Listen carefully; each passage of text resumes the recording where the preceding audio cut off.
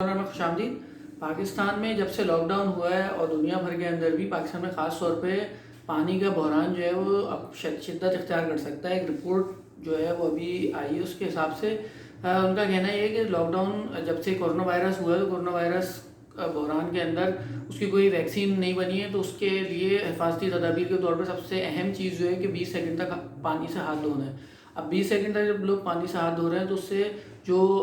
اس پانی کا جو نل ہے وہ 20 سیکنڈ تک، جب تک وہ پانی سے آپ ہینڈ واش یا صابن سے جب ہاتھ دھو رہے ہوتے ہیں تو آپ پانی کو نل کو کھلا چھوڑ دیتے ہیں، جس کی وجہ سے پانی کی جو ضائع ہو رہا ہے تو تقریباً ایک اندازے کے مطابق 30 سے 40% تک پانی جو ہے وہ زیادہ استعمال ہو رہا ہے اس لاک ڈاؤن کے اندر ہی۔ اور اگر لیٹرز میں کیا جائے تو جو